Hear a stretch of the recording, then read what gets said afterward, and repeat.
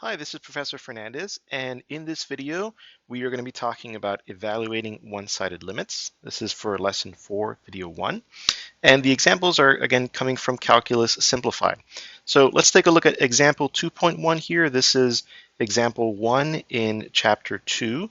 It says, assuming the patterns in Table 2.1 continue, here's the table, what answers do you expect for this limit and that limit? So what I want to do first before actually answering the question, I'm going to zoom in here a little bit, and we'll just take this limit as an example. I want to review the notation here for what's going on, just to get a sense and recall some of what we're actually being asked to do, because there is new notation in calculus for this fundamental concept of a limit. So let me break it down here and start first with aspects of the notation. So f of x, right? So we know that that denotes a function. Often we're used to being given an equation or a graph. In this particular example, we're just given a table. So these are the values of the function for these particular x values, okay? And then we're asked for this symbol, okay? What does that mean? So LIM is short for limit, right? And LIM of f of x means the limit of f of x. So what is this notion of a limit? Well, long story short, as you saw on the reading, the limit of a function is asking you, what do the f of x values tend to? Okay. So in other words, are they going that way? Are they going that way? Are they kind of leveling off, to some perhaps horizontal asymptote, if you will? So the question about a limit is fundamentally a question about, if you're thinking graphically, fundamentally a question about the y values. Where are the y values heading? And y values here, we're thinking of in terms of the function y equals f of x. Okay, so in all of the graphs that I just erased, right, this one and that one and that one, right, if you think of these as graphs, there is an x-axis, right? So not only are the y values going somewhere, right, these y values here are going up, these are going down, but the x values are also going somewhere. So that is the other half of a limit question. So what do the y values, what do the f of x values tend to? Well, we need some information about where the x values are going. Because again, this being a function, the y values are a function of the x values. So the last little bit of a limit gives you information about where the x values are heading. So if we continue this statement here, what do the f of x values tend to? We'll add now as x approaches c. Okay, so that's this limit here. Later on in the subsequent video, we will talk about this limit as a two-sided limit. That's because there's no qualifier here. What I mean by that is there's no plus or there's no minus. If we go back to the question that we're being asked right here, these two limits, you can see that this 2 here has a minus as a superscript. This 3 has a plus as a superscript. So let's talk next about what I mean by that. But just then, as a quick review, this quantity, this new calculus concept, is really asking us about what are the y values that this function tends to as x approaches c. Okay, we'll see a graphical way to determine that in the next page in this video, but for now I want to go back to the table that we're given in this problem. Okay, so let me return then to that question about what are these two superscripts here? What do they tell us? All right, so we just talked about limits as x approaches c of f of x, okay? So c, if we think about the x-axis, right, it is a number line. So c is some number on this x-axis, right? So let's take this limit here, where c is 3. So if we look at the x-axis and we're thinking about x approaching 3, we notice right away that we can approach 3 on the number line from one of two directions. We can approach from this side.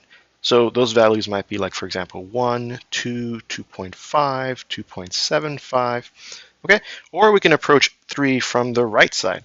So those numbers are like 5 or 4 or maybe 3.5, 3.25, okay? So this is, everything over here is 3 from the left. So that's what that superscript means. And everything over here would be 3 from the right. So that's what that superscript means. It is very easy to confuse this with this, right? These are not the same thing. So this is now notation for approaching 3 from the left. In other words, x starts off being something less than 3, maybe 2, maybe 2.5, and then we inch closer to 3. The thing on the right-hand side is the number -3, so there's no approaching. This is a specific place on the number line, perhaps over here. There we are.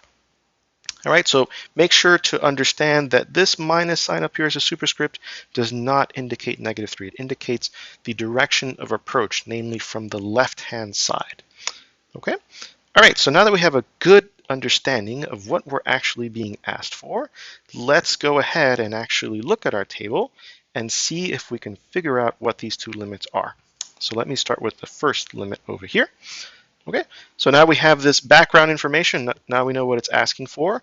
It's asking for what happens to the y values, f of x, as x approaches 2 from values less than 2. Okay, so hopefully we have information about x being at 1.9, maybe 1.95, 1.99, and then we want to see what the trend in y values is. Are the y values settling down, if you will, to a specific number? So let's go ahead and look at the table. Here is the table. So we're approaching 2 from the left.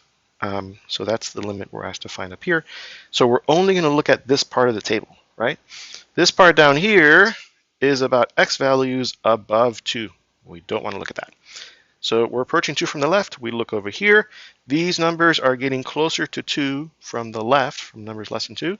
And now to find the limits, or, in this question it says, assuming the patterns continue, right? So to guess the limit from the information we have given, we look at the y values, the f of x values. We can see that they're starting off at 3.61, and then they go to 3.96, and then they go to 3.996. So if this pattern were to continue, we would expect that maybe over here at 1.9999, the y value would be something like 3.999601. In other words, this number seems to be getting closer to 4. So that is, as best we can tell, assuming again that the patterns patterns continue, as best we can tell, we think this limit is equal to 4. All right? And then now we're going to do a very similar calculation and use very similar reasoning for the second limit. So what about this one? Well, again, let's zoom in here and figure out what it's asking for. It's a limit of f of x as x approaches 3 from the right. Okay, so we're thinking on the number line of approaching from this direction, from numbers bigger than 3, right? And then trying to figure out where are the y values heading, right? And then what is that number? So again, we'll go back to the table. Now we have a different side of the table that we want to pay attention to, not the top side, but since we're approaching 3 from the right, we want to find the portion of the table that is giving us information about x values larger than 3. That's down here. Okay, so we are going to ignore all this stuff up here. It's irrelevant for this part of the problem. So 3 from the right. So we're looking here. Certainly as x values, let's say start at 3.1 and then get closer to 3, what happens to the y values? Well, they start at 6.41 and then 6.041 and then 6.004001. So we can kind of see the pattern once again. Maybe if this were 3.0001, we would expect something perhaps like 6.0004001. And you can see that what's happening is we're getting more zeros in here, right? The number of zeros is increasing as we go that way. So in other words, this seems to be approaching 6. So that is, again, our best guess given the information we have from the table. So we're going to put in here this limit equals 6. All right. Great. So that's been a quick review of just the notation for one-sided limits, and then how we can calculate or really guesstimate based on the information, at least given in this table. So let me scroll down now and do this very same type of analysis, but with a different twist, right? So in this example, this is example 2.2, second example in chapter 2, we are given a graph. And then we're asked similar information to evaluate one-sided limits given a graph. Okay. This one is actually, the way you want to do this is you want to use the graph and pretend, I like to say like you're surfing on the graph. Or you could use any other analogy. You're walking, you're driving, pick your favorite. But use figure 2.3 to evaluate the limits. Okay, so let's look at the first one. Once again, we're asking the question, as x approaches -1 from values less than -1. In other words, -1 is over here on the number line. We are coming this way, -1 from the left. Okay, what happens to the function f of x? What happens to the y values? Great, so I'm going to go to my graph and I'm going to find -1. Okay, there is -1. And then I'm going to go to the portion of the graph which is to the left of -1. So that's all this stuff here. And then here comes my surfing or walking or driving. I'm going to assume that I am on this graph and then ask myself let's use a different color here, as I start walking on this graph, right? And while I'm doing that, I am getting closer to -1 from the left on the x-axis. So as I'm walking on the graph, what y value do I eventually approach but never arrive? Okay, and clearly it's this y value here. Now, great time to review what an open circle means versus a closed circle on a graph. So a closed circle on a graph means that this point is included. So the point x equals -1, comma, y equals 0.5 is on this graph. That's what this closed circle means. The fact that over here we have an open circle, it means that the point -1, comma, 1, I'm getting 1 from here, the y value, is not on the graph. That's what the open circle means, okay? So that's fine though, because one of the things we learn in calculus about limits is that, the way I phrase it in the book, limits approach indefinitely, but never arrive. Okay, so think of this as like an infinite walk. You always keep getting closer and closer and closer and closer, but you never actually get there. Okay, if you got there, then actually you would jump down here because that is the y value at x equals -1.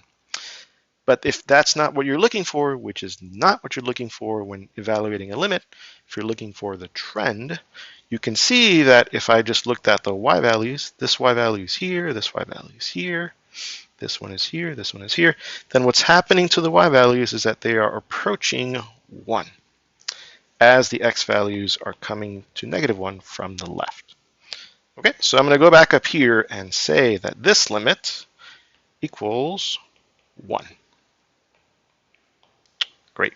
So now we'll do 3 more of these, and it'll give us a chance to review not just what we did, but also to talk more about the other intricacies perhaps in this graph and the notation for sure.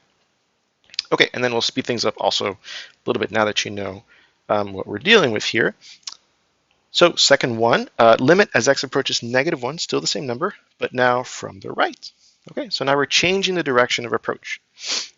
So I'm going to go back again, find -1, there it is. And instead of approaching from the left, I'm going to approach from the right.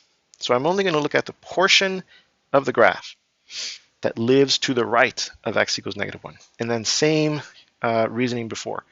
I'm going to approach from the right and then see what y values I'm eventually getting closer to. Well, over here, this was the y value, then this one, then that one, then that one. As I start zooming out, I see that my y values are decreasing, getting closer and closer to 0.5. So that is my limit, 0.5. One quick thing to notice, I hope I've done a good job in setting this up. It did not matter in both of these limits we just evaluated that this was an open circle and this was a closed circle, right? So stepping back, coming from the left to -1, the limit was 1. Coming from the right to -1, the limit was 0.5. It didn't matter that this was an open circle, this was a closed circle at -1, okay? Because again, what happens at the x value is not what the limit is trying to capture. It's trying to capture the y values trend, or what they're tending to as we approach the x value, that the limit that's in the limit. Okay, great. So let's go back now and look at the third limit.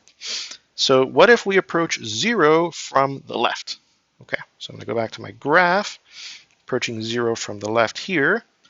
I find 0 on the number line on the x-axis. It's over here. It's kind of hidden.